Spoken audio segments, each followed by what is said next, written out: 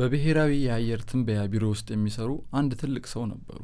እኚህ ሰው የአካባቢውን ሰው ያስገረመ፣ የአካባቢውን ሰው ቀልብ የገዛ አንድ ልምምድም ነበራቸው። አንድ ወዳጄ እንዳጫወተኝ እኚህ ሰው አለባበሳቸውን በመከተል ህብረተሰቡ በሙሉ የአየር ውሎ ምን እንደሚመስል መተንበይ ይችል ነበር። ለምሳሌ ቀለል ብለው ከወጡ ቲሸርት ለብሰው ሸሚዝ ለብሰው ከወጡ ቀኑ ሞቃታማ ነው በሚል ህብረተሰቡ በሙሉ እንደሳቸው ለብሰው ይወጣ ነበር። ነገር ግን አንዳንድ ጊዜ ደግሞ ጃኬታቸውን ለብሰው በደንብ ትልቅ ልብሶችን ደረብረብ አድርገው ሲወጡ ዛሬ ዝናብ አለ፣ ዛሬ ብርድ አለ በማለት ሰውም እንደሳቸው ሆኖ ይወጣ ነበር። ይህ ልማድ ዘመን ያስቆጠረ የአካባቢው ወግ ነበር፣ የአካባቢው ልማድ ነበር። ከዕለታት አንድ ቀን እኚህ ሰው አንድ ዝናብ በሚዘንብበት ጊዜ እሳቸውም ከህብረተሰቡ እኩል ሲሮጡ ታዩ። ሰው ተደናገጠ። ሰው ሁሉ እስከዛሬ የእሳቸውን አለባበስ በማየት አለባበሱን ያስተካክል ነበርና ወደ እሳቸው ቀርቦ አንድ ጥያቄ ጠየቃቸው። ጋሼ የምነካውት እኛ እስከዛሬ እኮ እርሶን እያየን ነበር የምንለብሰው፣ ዛሬ እርሶም ከኛ እኩል እንዴት ይሮጣሉ ብሎ በሚጠይቋቸው ጊዜ ልጆቼ እኔ እኮ ከዚያ መስሪያ ቤት ከለቀኩኝ ቆይቻለሁ ብሎ ይመልሱላቸዋል።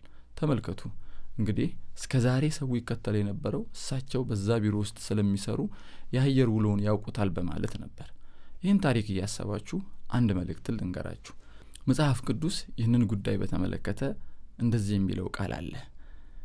በሰው የሚታመን ስጋ ለባሹንም ክንዱ የሚያደርግ ልቡም ከእግዚአብሔር የሚመለስ ሰው ርጉም ነው ይላል። በኤርምያስ 17 ቁጥር 5 ላይ ያለው ይሄ ቃል ሰውን ዳር ድረስ መታመን፣ ሰውን ዳር ድረስ ምሳሌ ማድረግ፣ ለሰው የተለየ ትኩረት መስጠት እግዚአብሔርን የሚያሳዝን በደል እንደሆነ መጽሐፍ ቅዱሳችን ይናገራል። እግዚአብሔር በሌላ ስፍራ አንድ መልእክት አለው እንደዚህ የሚል እነሆ እኔ የስጋ ለባሽ ሁሉ አምላክ እግዚአብሔር ነኝ። ኤርምያስ 32 ቁጥር 27። እንግዲህ ይህ የሚያስተምረን ቅድም ስገባ በመግቢያ ላይ የተናገርኩትን ሐሳብ በማሰብ ይህንን እንድትረዱ ፈልጋለሁ። ለሰዎች የተለየን ትኩረት በመስጠት ለሰዎች የተለየ ቫልዩ በመስጠት ብዙ ሰዎች ልባቸው ተሰብሯል። ብዙ ሰዎችም የተከተሏቸው ሰዎች ወደ ወደቁበት ስፍራ ሲወድቁ ተመልክተናል። ይሄ ዘመን ለሰዎች የተለየ ቫልዩ የሚሰጥበት፣ ሰዎች የተናገሩት ንግግር በጣም ቫልዩ የሚደረግበት፣ ይህ ዘመን ለሰው የተለየ ትኩረት የሚሰጥበት፣ ሰዎች የተለየ እይታን በሰዎች ላይ የሚያደርጉበት ዘመን ነው። እንግዲህ አንድ ነገር መጽሐፍ ቅዱስ እንደሚልም ልናስተውል ይገባል። የታመንባቸው ሰዎች፣ የተደግፍንባቸው ሰዎች እንደኛው ሰዎች ናቸው። እኛን ሊያገኘን የሚችለው ድካም ሊያገኛቸው የሚችል እንደኛው ሰው መሆናቸውን መርሳት የለብንም። ኦቨር የሆነ ለሰዎች ትኩረት ተስፋን በሰው ላይ መጣል፣ ትኩረትን በሰው ላይ መጣል አንድ ቀን እነሱ ዘወር ያሉ ቀን፣ የተንሸራተቱ ቀን፣ የደከሙ ቀን፣ ተስፋቸውንም መፈጸም ያቃታቸው ቀን በከባድ ስብራት ልባችን ይሰበራል።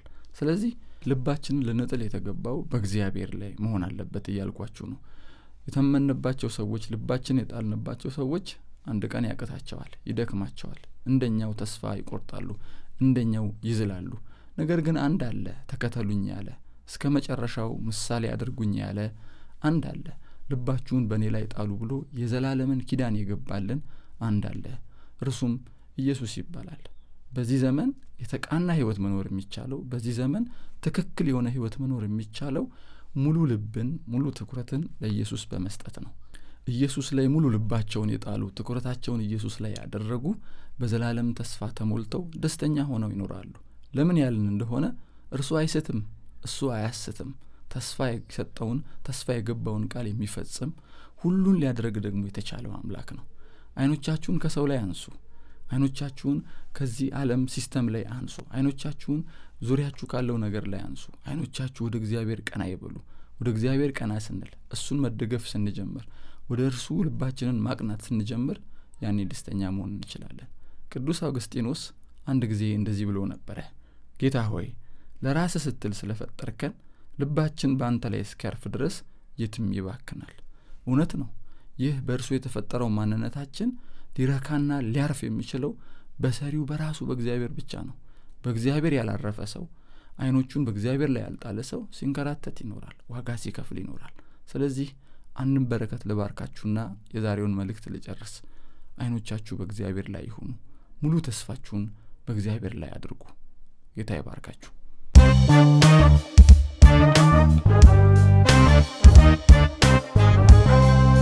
ካሎስ ቲዩብ ይህ የዩቲዩብ ቻናል ካሉስ ቲዩብ ይባላል። እንደዚህ አይነት መልእክቶችን ኮንቴምፖራሪ ኢሹ በሆኑ ጉዳዮች ላይና ተከታታይ በሆኑ ትምህርቶች ላይ የተለያዩ ነገሮችን እንሰራለን። ይህ ብቻ ሳይሆን በዝማሬ አገልግሎትም በዚህ ቲዩብ የምንለቅበት ሁኔታ አለ። ስለዚህ ይህ አገልግሎት እንዲደርሳችሁ ሰብስክራይብ ማድረጋችሁን፣ ኖቲፋይድ ደግሞ እንድትሆኑ የደውል ምልክቷን በመጫን ቤተሰብ ይሁኑ። እግዚአብሔር ይባርካችሁ።